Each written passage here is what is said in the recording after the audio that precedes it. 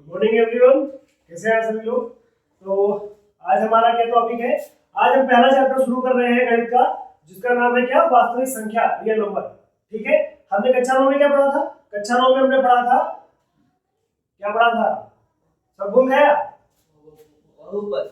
बहुपद नहीं, बहुपद तो हमारा दूसरा लेसन है। पहला चैप्टर क्या है, संख्या पद्धति। पहला क्या है, नंबर सिस्टम, संख्या पद्धति, है ना। नंबर सिस्टम में हमने क्या पढ़ा था, थोड़ा सा रिवीजन कर लेते हैं। नंबर सिस्टम यानी कि संख्या पद्धति। ठीक, यही तो हमारा पहला चैप्टर था। इसमें आपने क्या पढ़ा था, पहले आपने पढ़ा था प्राकृतिक संख्याएं या प्राकृतिक संख्याएं, नेचुरल नंबर। दूसरा क्या था आपका, पूर्ण संख्याएं, पूर्ण संख्या।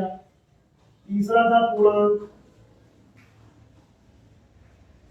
तो चौथा था आपका परिमेय। पांचवा था अपरिमेय। और छठा था आपका वास्तविक संख्या।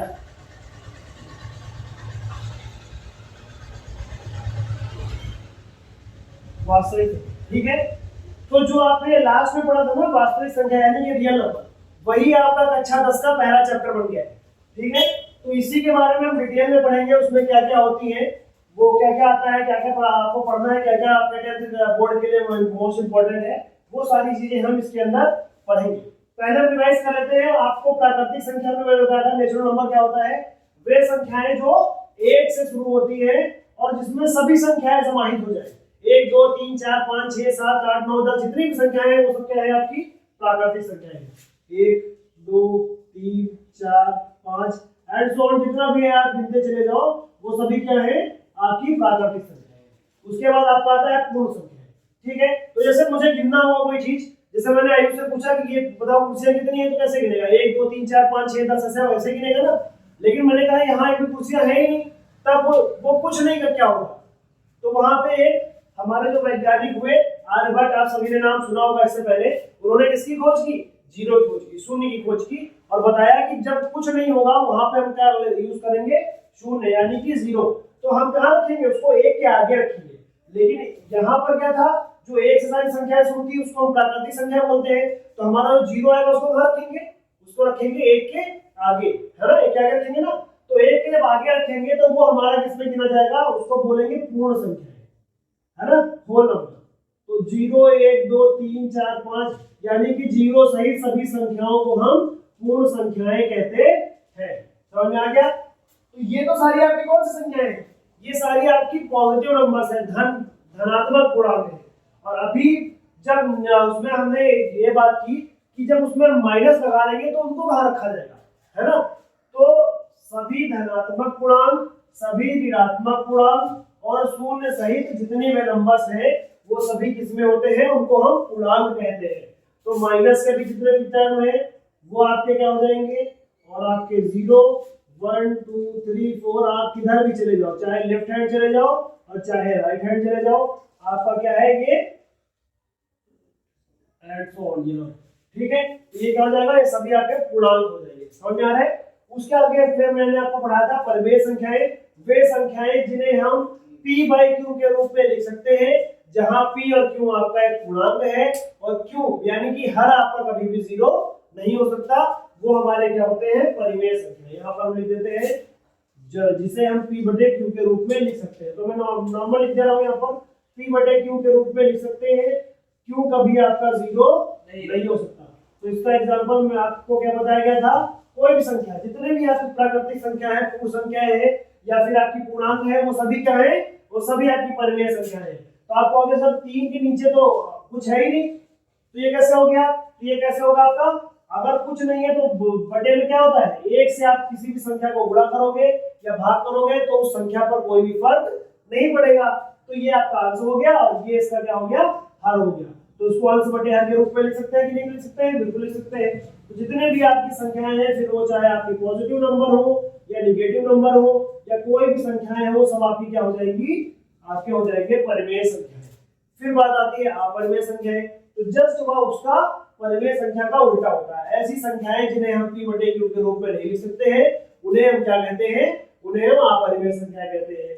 तो जिसे हम p बटे q के रूप में नहीं लिख सकते और जहां पर q आपका जब q कभी भी 0 नहीं हो सकता उसे हम क्या कहेंगे, अपरिमेय संख्या कहेंगे। जैसे कि आपकी अंडर रूट वाली आधी घात वाली जो संख्याएं होती है उसे हम क्या कहते हैं, उसे हम कहते हैं अपरिमेय संख्या। अंडर रूट 3 हो गया, अंडर रूट 5 हो गया, अंडर रूट 2 हो गया, है ना, ये सभी क्या है, ये सभी है आपके अपरिमेय संख्याएं। Very good. अगला है आपका रियल नंबर। ठीक है, तो रियल नंबर क्या होता है, ऐसी संख्याएं जिसे हम संख्या रेखा पर निरूपित कर सकते हैं उसे हम वास्तविक संख्या कहते हैं। या फिर आप कह सकते हैं जिसमें सारी ये संख्याएं समाहित हो या सभी संख्याएं, जितनी भी संख्याएं हैं सभी संख्याओं को रियल नंबर कहते हैं। तो यही जो रियल नंबर था इसी को आपको कक्षा 10 में पढ़ाया जाएगा, विशेषकर जो आपका पहला चैप्टर है रियल नंबर वो इसी पर आधारित है। इसी के अंतर्गत आपको क्या क्या चीजें पढ़नी है वो मैं भी आपको बता रहा हूँ इस क्लास में। तब तक के लिए ये नोट कर लीजिए।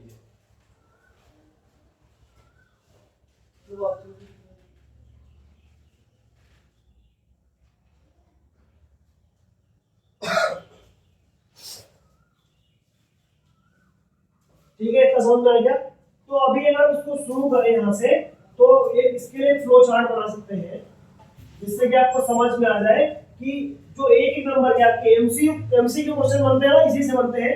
तो छोटी छोटी चीजें हैं जो आपको क्लियर करके रखनी पड़ेगी।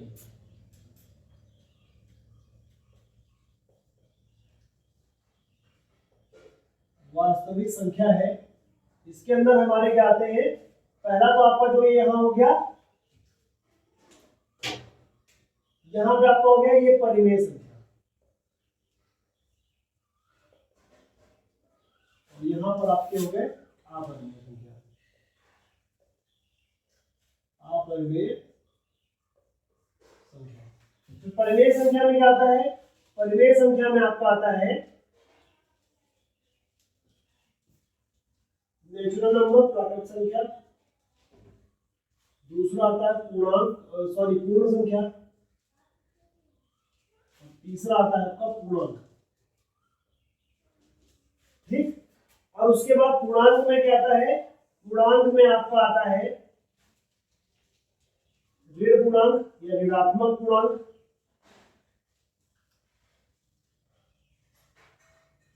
और यहां आपका आता है धनात्मक पूर्णांक।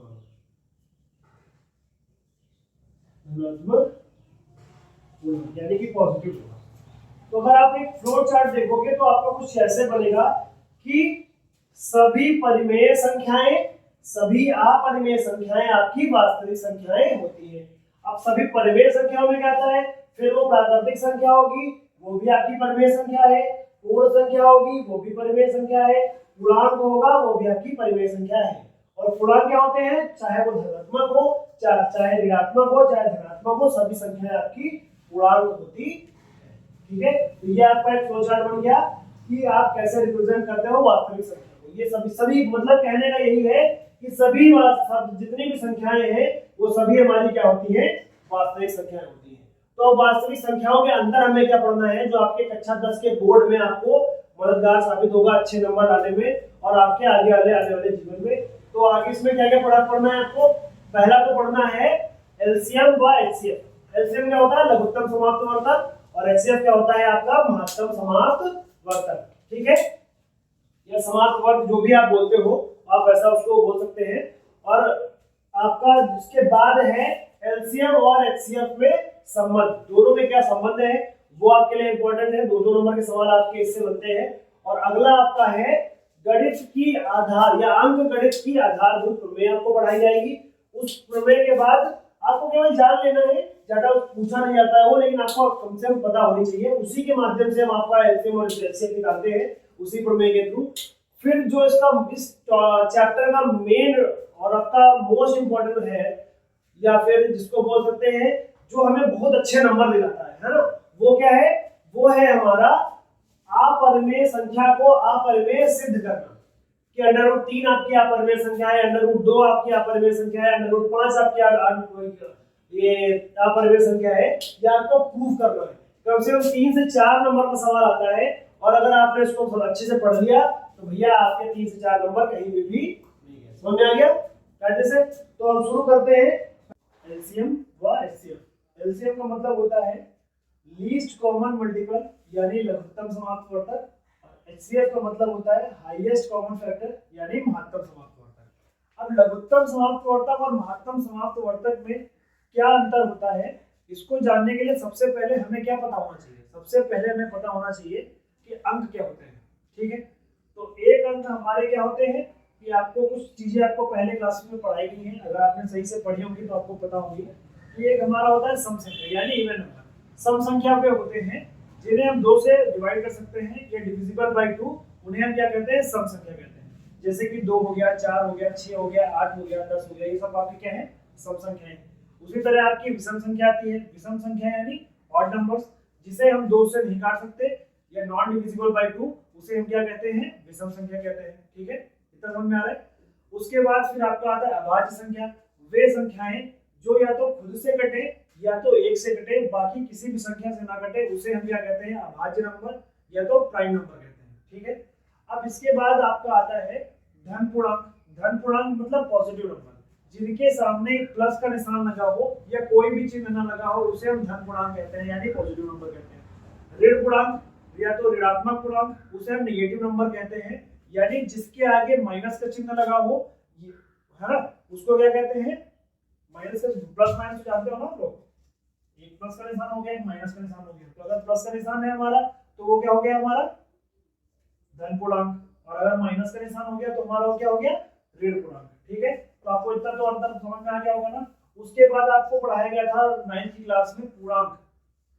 पूर्णांक क्या होता है? पूर्णांक यानी इंटीजर्स। इंटीजर्स में क्या आता है? सभी धनात्मक पूर्णांक, सभी ऋणात्मक पूर्णांक और जीरो, सभी हमारे क्या है? पूर्णांक है ना। तो आपके पूर्णांक क्या हो गए? सभी धनात्मक मतलब माइनस के, सभी प्लस के और सभी जीरो, जो जीरो के साथ सारे जितने भी अंक हैं वो आपको क्या हो जाते हैं? पूर्णांक हो जाते हैं। तो वही अगर आपसे कहा गया कि अंक गणित में कोई 2 अंक हैं, अंक गणित के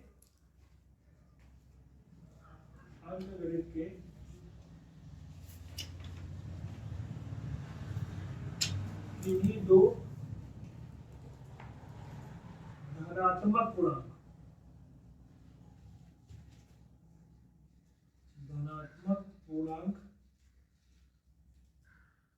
ए तथा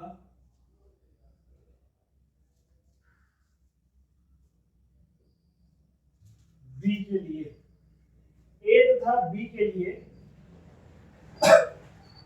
वह संख्या जो दोनों में आए, है ना, वह संख्या जो दोनों को विभाजित करती है, जो ए तथा बी दोनों को विभाजित करती है ना। अंक गणित के किन्हीं 2 धनात्मक पूर्णांक ए तथा बी के लिए वह संख्या जो दोनों को विभाजित करती है उसे क्या कहेंगे? एलसीएम कहेंगे, है ना।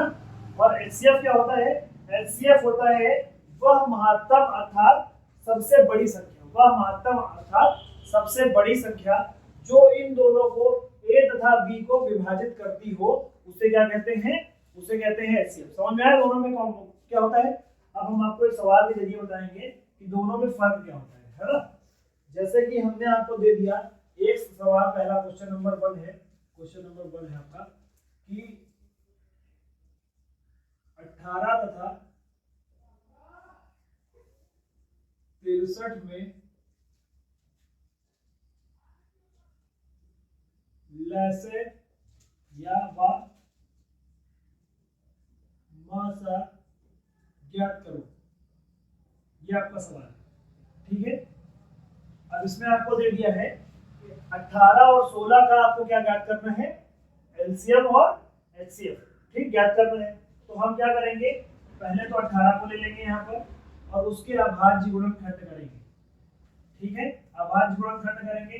अगर हमारा जो इकाई के स्थान पर है, अगर वह हमारा क्या है? सम संख्या है, यानी कि डिविजिबल बाय 2, 2 से कटने वाला है, तो वो हम स्टार्ट 2 से ही करेंगे, क्योंकि सबसे छोटी संख्या हमारी क्या है? 1 के बाद कौन सा आता है? 2 ही आता है ना। तो 2 1 से काटेंगे। एक हमने आपको अगली क्लास में क्या बताया था कि अगर एक से किसी भी संख्या को गुणा कर दो या भाग कर दो तो उस संख्या पे कोई भी फर्क नहीं पड़ता। तो एक से बड़ी क्या हो जाएगी 2, तो ये 2 से कट जाएगा, 2 से काटेंगे 2 9 18, फिर 2 से कटेगा क्या, ये आपकी क्या है विषम संख्या यानी ऑड नंबर, तो 2 से तो कटेगा नहीं, अब 3 से कटेगा, तो 3 थे 9, उसके बाद फिर 3 से कटेगा तो 3 एकम 3, हमारा क्या आ गया 1 आ गया, इसीलिए हमारा ये यहीं पे खत्म हो जाएगा। फिर हम क्या करेंगे 63 को लेंगे, 63 को हल करेंगे। अब देखो यहाँ पर हमारा पहले से ही क्या आ गया है, आपका क्या आ गया है, यहाँ आ गया है विषम संख्या, विषम संख्या यानी ऑड नंबर, तो 2 से तो बिल्कुल नहीं कटेगा, तो अब 3 से काटेंगे, 3 दूनी 6, 3 एकम 3, उसके बाद क्या करेंगे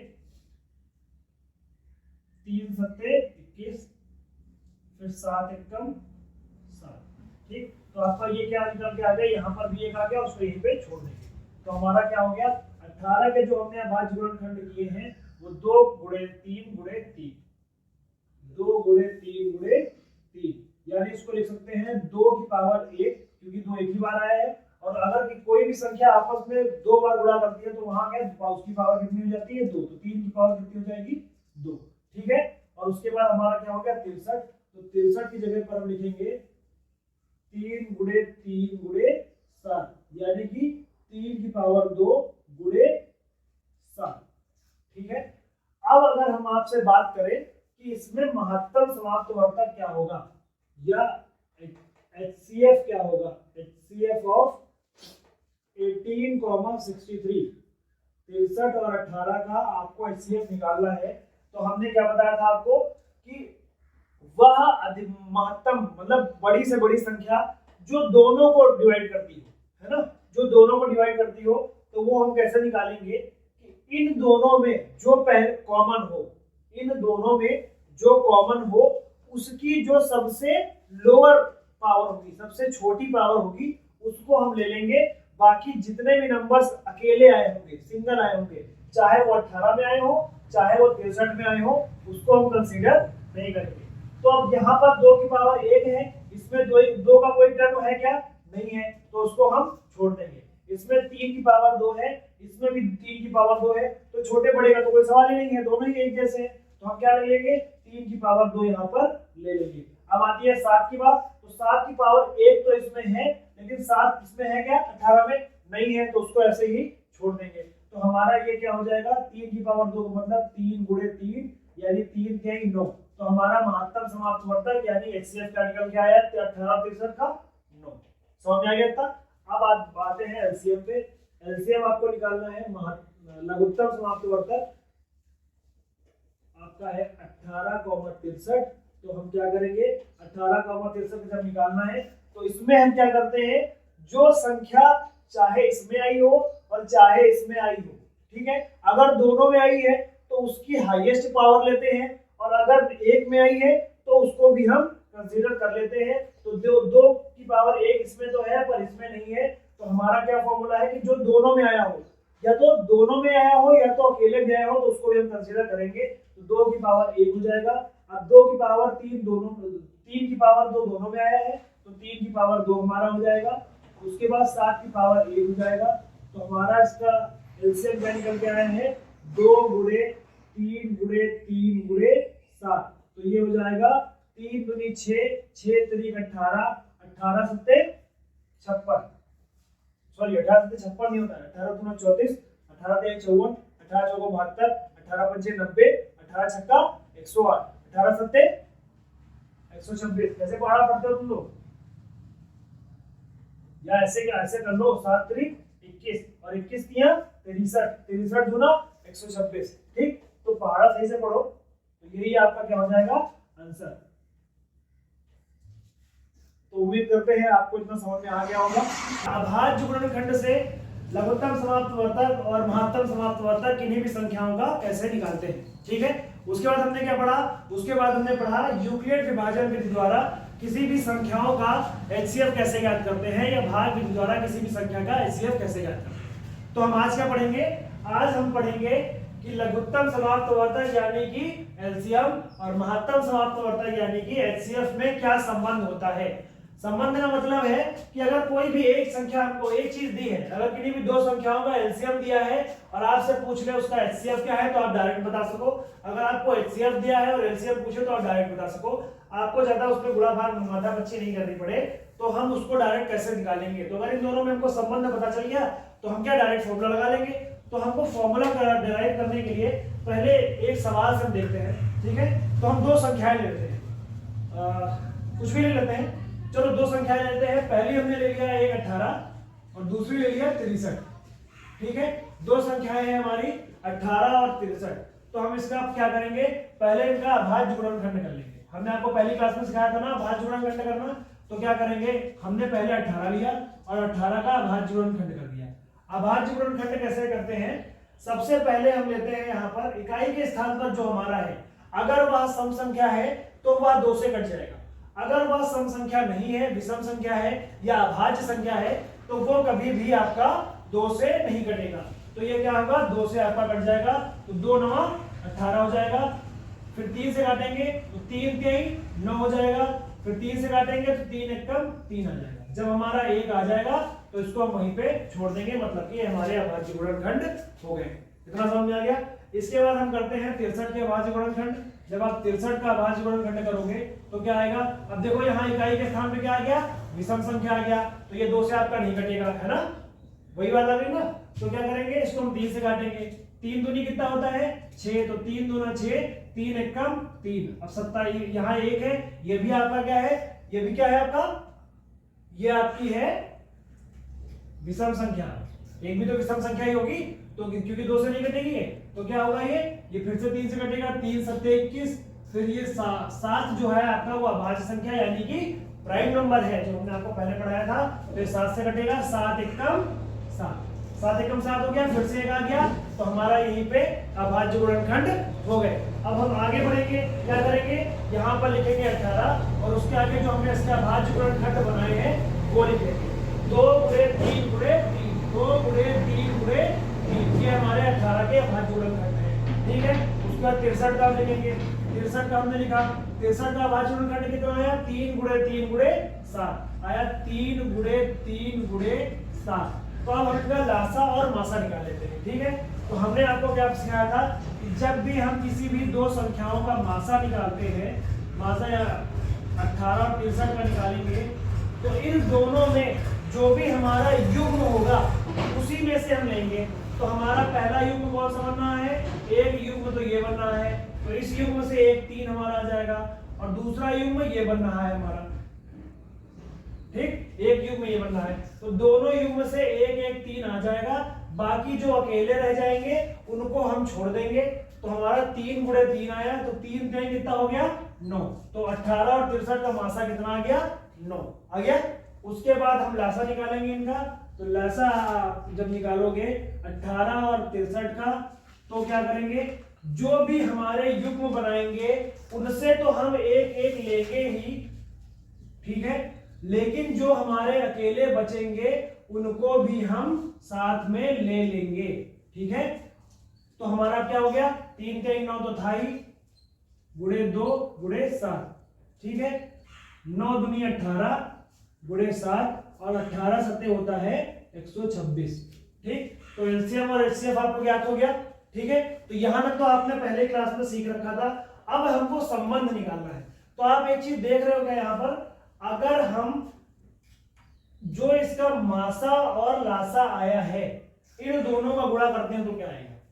अगर हम जो आपका मासा आया है, मासा 9 आया है और लासा कितना आया है 126, अगर हम मासा और लासा को आपस में गुणा कर ले 126 गुणे 9, 9 छाक 54 का 4 हासिल लगा 5 और 9 दूनी 18, 18 5 23 का 3 हासिल लगा 2 और 9 1 9 9 2 11, यानी कि 1134 आ रहा है, ठीक है।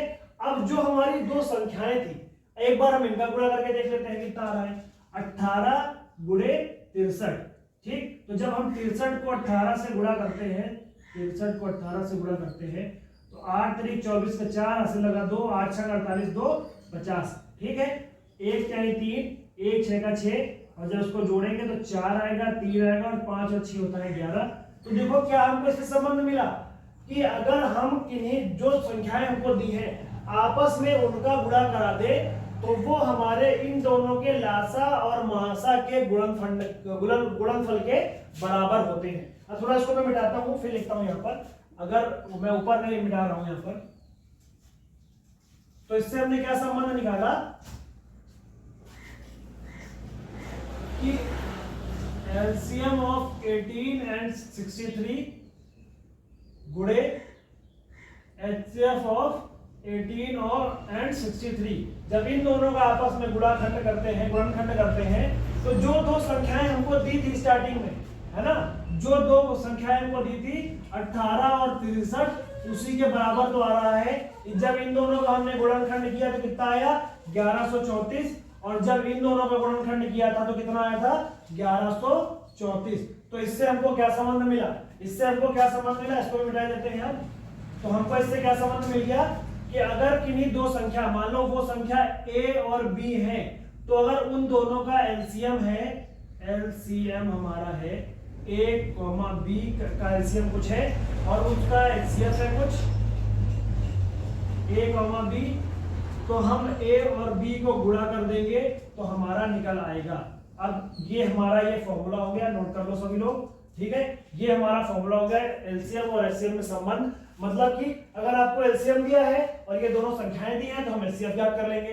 अगर एचसीएफ दिया है, ये दोनों संख्याएं दी हैं, तो आप ये क्या कर लोगे, ये दोनों, सॉरी, अगर एचसीएफ दिया है, ये दिया है, तो आप एलसीएम ज्ञात कर लोगे, और अगर एलसीएम दिया है और ये दोनों नंबर दिए हैं तो आप एचसीएफ ज्ञात कर लोगे। तो डायरेक्ट संबंध आ गया ना। तो अब कोई कंफ्यूजन है ना, समझ में आ गया, लेकिन समझ में आ गया नहीं है, कोई डाउट तो नहीं है। तो ये हो गया आपका लघुत्तम समाप्तवर्तक और महत्तम समाप्तवर्तक में संबंध, समझ में आ गया। तो इससे संबंधित हम एक सवाल आपको करते हैं, सवाल आप लोग नोट करिए। मान लो हमें दे दिया कि किन्हीं दो संख्याओं का, संख्याएं नहीं बताई आपको, ये a और b कितनी है ये आपको नहीं दिया है, ठीक है। उसने क्या दिया कि कोई संख्या है, कोई दो संख्याएं हैं, मान लो उसमें a दे दिया, जो a है उसमें क्या बोला उसने कि हमारा जो संख्या है उसमें a बराबर कितना है, उसमें दे दिया उसने कि a बराबर है आपका 8, ठीक है। a बराबर कितना दे दिया 8 दे दिया, और उसने कहा कि LCM of a and b है आपका 4 और HCF of a and b है आपका 12, ठीक। और उसने कह दिया कि अब बताओ b कितना है, उसने क्या पूछा कि अब बताओ b कितना है। तो हम सेम फॉर्मूला यूज कर लेंगे। एलसीएम कितना दिया है, एलसीएम वाला दिया है हमको 4 और एचसीएफ दिया है 12, ठीक है। नहीं, थोड़ा सा हमने सवाल गलत कर दिया है, सवाल क्या गलत किया है, थोड़ा सा नंबर चेंज हो गए यहाँ पर। यहाँ एलसीएम उसने दिया है 12, एचसीएफ दिया है 4, ठीक है। तो क्या किया इसमें हमने, एलसीएम दिया है 12, एचसीएफ दिया है 4, और क्या होगा यहाँ पर a बराबर कितना है 8, और हमको b निकालना है। तो क्या करेंगे, अब देखो b को यहीं रखा, 12 चौक 48 हो गया, और ये हमारा क्या हो गया 8, तो 8 एकम 8, 8 छक 48, तो b बराबर कितना आ गया 6। समझ में आ गया इतना। तो उम्मीद है आपको समझ में आ गया होगा कि अगर एलसीएम और एचसीएफ में आपको संबंध निकालना है तो आप कैसे निकालोगे, ठीक है। तो आज की क्लास में बस इतना ही। तब तक के लिए आप लोग इससे संबंधित कम से कम 10 से 15 सवाल जरूर लगाइएगा, जिससे कि ये टॉपिक भी आपका क्लियर हो जाए, ठीक है। तो अगर कोई दिक्कत आती है तो कमेंट जरूर करिएगा, जिससे कि आपको उसका सॉल्यूशन मिल जाए। तो अपरिमेय को अपरिमेय सिद्ध कैसे करते हैं, मोस्ट इंपॉर्टेंट क्वेश्चन है आपका कक्षा 10 का। अगर आपने पढ़ लिया बहुत अच्छे से तो आपका 3 से 4 नंबर टेंथ बोर्ड में आपका पक्का हो जाएगा, क्योंकि इससे हर साल कोई ना कोई सवाल आता ही आता है। कभी पूछ लेगा कि अंडर सिद्ध करो कि अंडर रूट 2 एक अपरिमेय संख्या है, कभी पूछ लेगा सिद्ध करो अंडर रूट 3 अपरिमेय संख्या है, कभी बोल देगा अंडर रूट 5 सिद्ध करो। और तीनों का तरीका एक ही है। अगर आपने एक चीज का तरीका सीख लिया तो आप तीनों आराम से कर सकते हो। बहुत ही इजी वे है, बहुत आसान ट्रिक में मैं आपको बताऊंगा और बहुत ही अच्छे तरीके से बताऊंगा। अगर आपने इस बार सीख लिया इसको तो इस बार के बोर्ड परीक्षा में आपका 3 से 4 नंबर कोई भी नहीं रोक पाएगा, ठीक है। चलिए इसको स्टार्ट करते हैं। क्वेश्चन है आपका सिद्ध करो अंडर रूट 2 एक आपका अपरिमेय संख्या है। तो अपरिमेय होता क्या है पहले आपको ये तो पता होना चाहिए। लास्ट पढ़ाया था कि वे संख्याएं जिसे हम p बटे q के रूप में लिख सकते हैं उसे हम परिमेय संख्या कहते हैं, यानी कि रेशनल नंबर कहते हैं। तो उसका जस्ट उल्टा होता है कि जो संख्याओं को या जिन संख्याओं को हम p बटे q के रूप में नहीं लिख सकते उसे हम क्या कहते हैं, अपरिमेय संख्या कहते हैं। जैसे कि आपका √2 हो गया, √3 हो गया, √5 हो गया, या फिर पाई हो गया, ई हो गया, सब क्या है कि अपरिमेय संख्या है। ठीक है, तो अपरिमेय को अपरिमेय सिद्ध करने के लिए पहले आपको एक प्रमेय पढ़नी पड़ेगी, और वह प्रमेय क्या है कि अगर कोई एक संख्या है या कोई एक आपका नंबर है जो क्या है आपका अभाज्य संख्या है। अभाज्य संख्या यानी जो या तो खुद से कटे या तो एक से कटे, बाकी किसी भी संख्या से ना कटे, उसे अभाज्य संख्या कहते हैं। तो माना कि p आपका एक अभाज्य संख्या है, अगर p q को या q स्क्वायर को डिवाइड करेगा, अगर p q स्क्वायर को डिवाइड करेगा तो p q को भी डिवाइड करेगा, p q को भी भाग करेगा। ये आपकी क्या है, प्रमेय है। लिख देते हैं एक बार यहाँ पर आपके लिए हम प्रमेय है आपकी।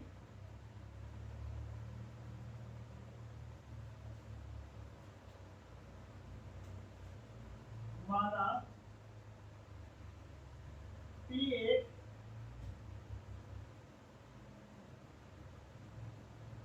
अभाज्य संख्या है,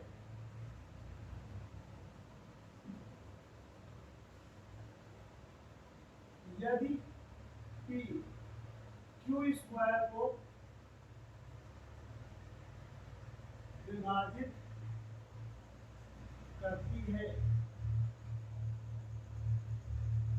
तो p q को भी विभाजित करेगी।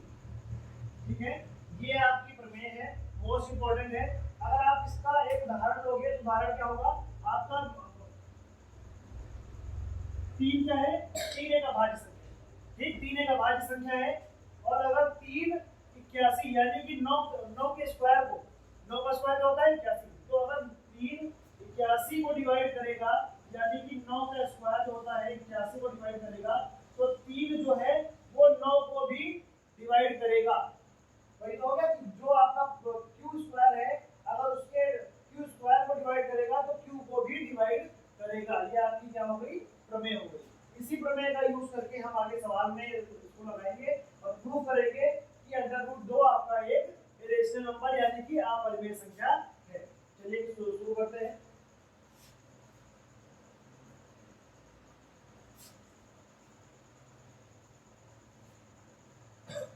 अब आते हैं सवाल पर। तो हमारा सवाल है कि सिद्ध करो √2 एक अपरिमेय संख्या है। तो अब जब हमें कोई भी चीज प्रूफ करनी होती है कि वह चीज वह है या नहीं, तो उसके तरीका क्या हो सकता है, तरीका यही हो सकता है कि हम या तो पहले अगर कोई चीज मान रहा है कि वो चीज वो नहीं है, तो पहले आप उसको मान लो कि वो चीज है। अगर उसकी क्वालिटीज उससे मिलती होंगी तो वो चीज है, और अगर नहीं मिलती है तो उसका मतलब वो चीज नहीं है। तो यहाँ पर भी हम क्या करेंगे, यहाँ पर आपको प्रूफ क्या करना है कि यह एक अपरिमेय संख्या है। तो इसको हम कुछ देर के लिए मान लेते हैं कि √2 है वो क्या है, एक परिमेय संख्या है। और अगर ये परिमेय संख्या है तो यह किसकी तरह काम करेगा, परिमेय संख्या की तरह। तो परिमेय संख्या क्या होती है, परिमेय संख्या पे होती है जिन्हें हम p बटे q के रूप में लिख सकते हैं। तो यहाँ हम एक बार लिखते हैं, माना √2 एक परिमेय संख्या, एक परिमेय संख्या है।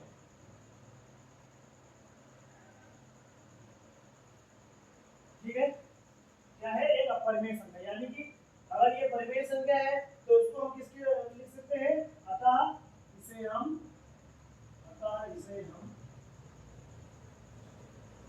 p बटे q के रूप में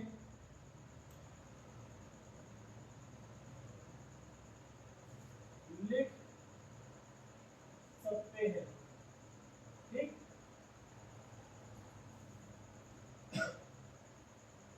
तब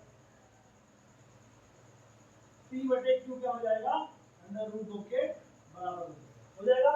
जहां p और q क्या है, जहां p और q आपका है सह अभाज्य संख्या है।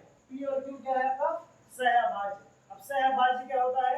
ऐसी दो संख्याएं p और q, ऐसी दो संख्याएं जिनका गुणनखंड करने पर, जिनका क्या अभाज्य गुणनखंड करने पर उसमें कोई भी कॉमन या उभयनिष्ठ गुणनखंड ना आए। ठीक है, जैसे हम ये ले लेते हैं आपका 8 और ये ले लेते हैं 9। जब इनका अभाज्य गुणनखंड करोगे तो इसका आएगा 2 गुणे 2 गुणे 2 और इसका आएगा 3 गुणे 3।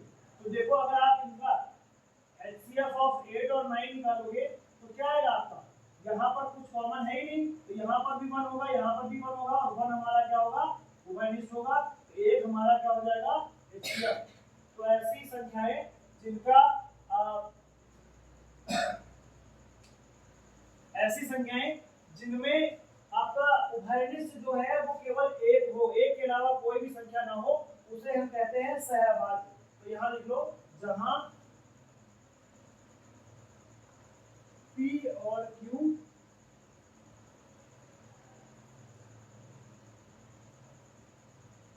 सहभाज्य संख्याएं हैं। ठीक है, इतना हो गया। अब क्या करेंगे, इसमें हम दोनों तरफ क्या कर लेंगे? स्क्वायर कर लेंगे, दोनों तरफ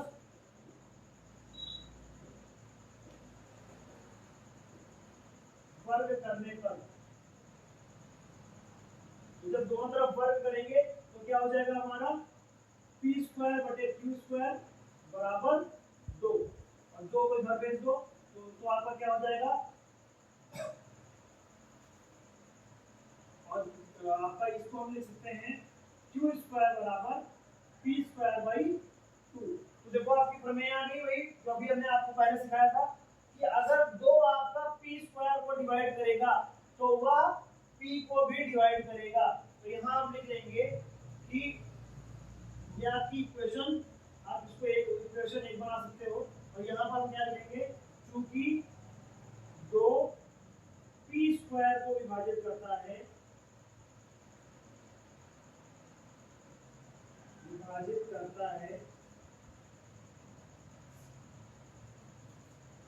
तो 2 p को भी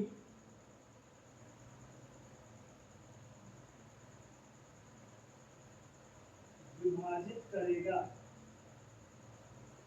आगे समझ में इतना? ठीक है, इसको रफ करते हैं अभी।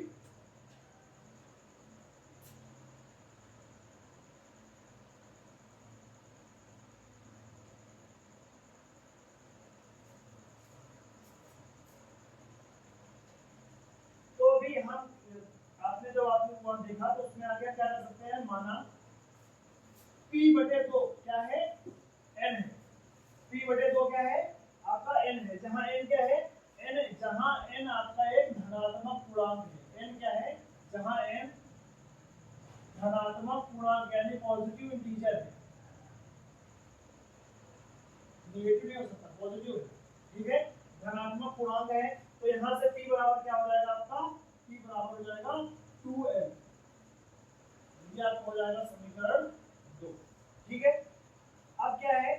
p का जो मान आपने निकाला है वो समीकरण कहां रख दो? समीकरण 1 में रख दो। p का मान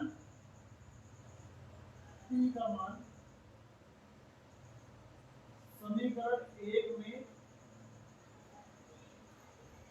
रखने पर, जब आप समीकरण 1 में रखोगे तब क्या होगा? तब आपका हो जाएगा 2q² बराबर 2n का होल स्क्वायर और ये क्या हो जाएगा आपका? 2q² बराबर 4n²। 2 एकम 2, 2 दूनी 4।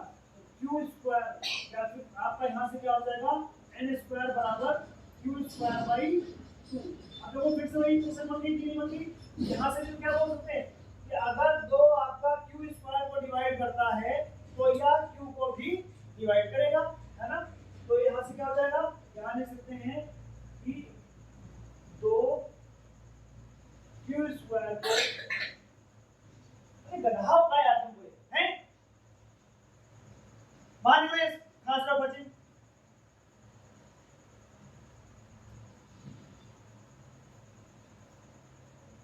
तो यहां से क्या बना? अगर 2 q² को विभाजित करता है तो दो क्यू को भी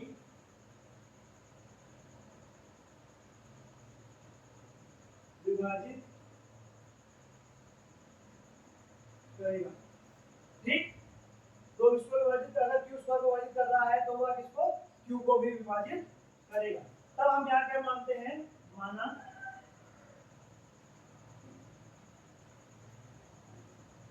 क्यू बटे 2 बराबर m, जहां m क्या है, जहां m आपका धनात्मक पूर्णांक है।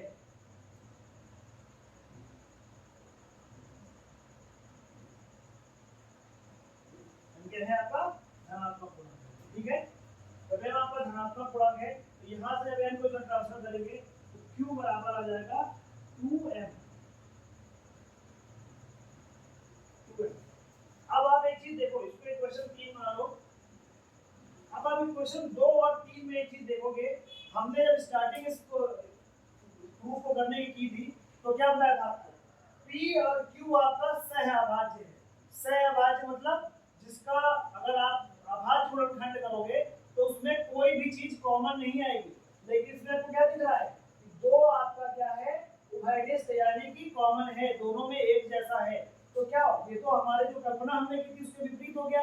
और फिर हमने आपको स्टार्टिंग में बताया था कि किसी भी चीज को प्रूव करने के लिए अगर हम वो चीज मानते हैं कि ये चीज है और वैसा उसके जैसा नहीं होता तो क्या होता है, वो चीज नहीं होता। तो क्या हो जाएगा स्टेटमेंट आपका, क्योंकि समीकरण 2 और 3 में एक उभयनिष्ठ यानी कि 2 एक क्या है, उभयनिष्ठ गुणनखंड है जो हमारी कल्पना के विपरीत है, इसीलिए √2 आपका एक क्या होगा, अपरिमेय संख्या होगा। तो अगर आप देखना चाहो तो आप इसका स्टेटमेंट मैं इधर लिख दे रहा हूं आपका, यहाँ पर क्या होगा कि समीकरण 2 व 3 से देखने पर या से देखा जा सकता है,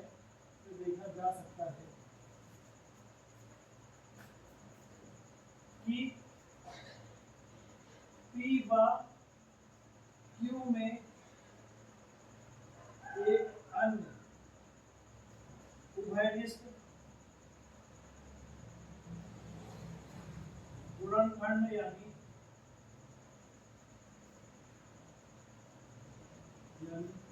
दो उपस्थित है जो हमारी कल्पना के विपरीत है,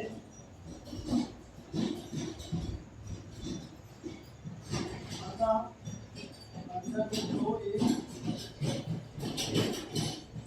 अपरिमेय संख्या है।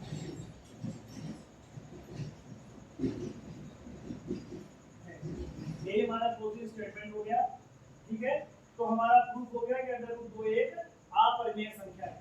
इसी तरह आप √3 का भी कर सकते हो, जहां पर 2 है वहां पर 3 कर लीजिएगा। वैसे ही आप √5 का भी कर सकते हो।